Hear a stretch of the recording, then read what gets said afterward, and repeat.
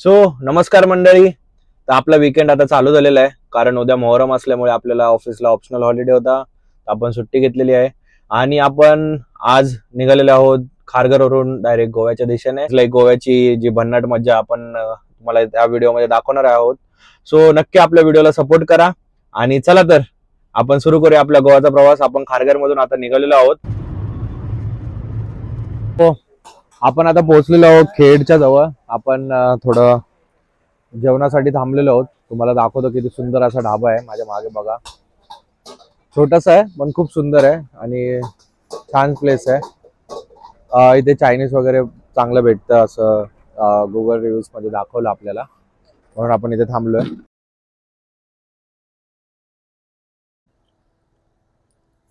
Okay, अच्छा. So आपल्यासोबत विराज दादा आहे. त्यांनी तिथलं जे स्टॉल आहे चायनीजचा चालू केलाय. हा खेडच्या थोडस अलीकडेच आहे. तर दादा आपल्याला ऍड्रेस सांगतोय. दादा कुठे ऍड्रेस प्रॉपर? हनुमान टेकडीचा. अच्छा, स्वरूप बिअर शॉप आहे त्याच्या शेजारी आहे. सो तुम्ही जर नक्की गोव्याला किंवा कोकणात ट्रॅव्हल करत असाल चिपळूण वगैरेला, तर तुम्ही नक्की दादाच्या स्टॉलवर व्हिजिट करा. सो नमस्कार मित्रांनो, सकाळ झालेली आहे. आपण संध्याकाळी प्रवास चालू केलेला. सो खारघरवरून आपण निघालेलो. तर तुम्ही बघू शकता आता आपण आहोत कुडाळमध्ये. सो इथून कुडाळचं रेल्वे स्टेशन जे आहे ते फक्त 3 किलोमीटर अंतरावर आहे.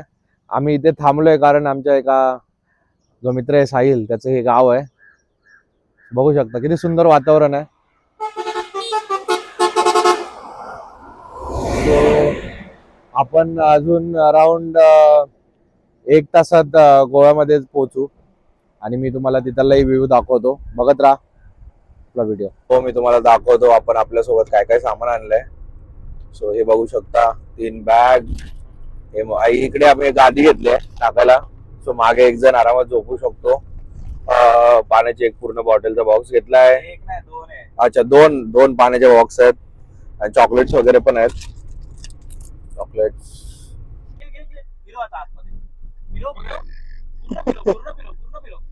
आमचा एक ड्रायव्हर, एक किन्नर. किन्नर आमचा गाडी ड्रायव्हरला गाडी सांगते कशी मागे घ्यायची.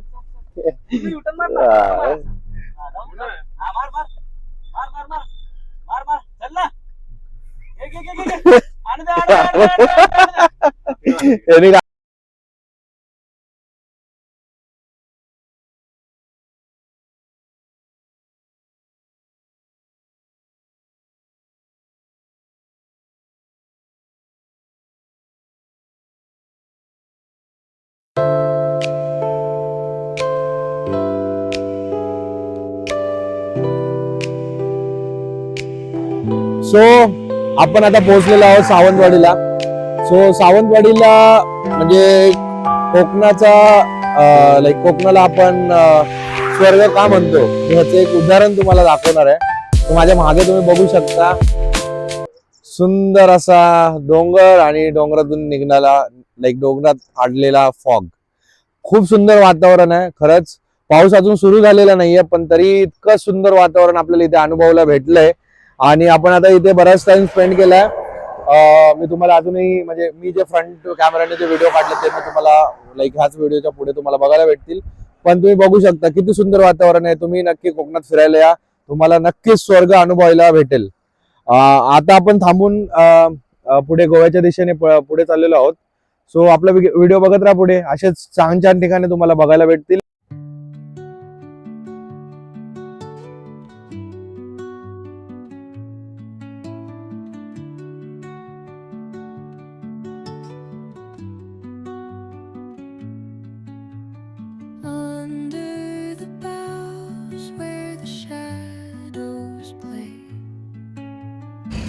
तर आता आपण गोव्याच्या बॉर्डरला पोहोचलेलो आहोत.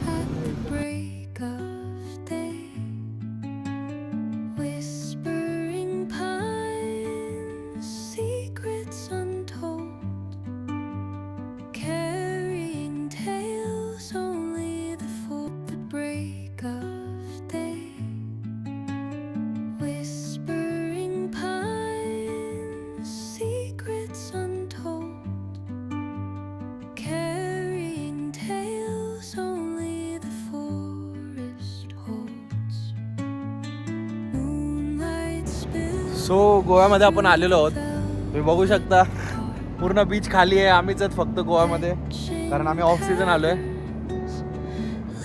पण छान वातावरण आहे, खूप लाईक थंड वातावरण आहे सध्या तरी. समुद्राच्या इकडे आपण जाणार नाही आहोत, कारण ओटी आणि वरती येत राहते. सो आपण जे पण आहे लाईक नियर बाय बीच आपण एखादं हॉटेल वगैरे बघणार आहोत स्टेसाठी, आणि मग आपण पुढच्या जागा एक्सप्लोअर करणार आहोत. सो बघत राहा माझ्यासोबत, तुम्हाला अजून खूप सुंदर सुंदर असे बीचेस दाखवणार.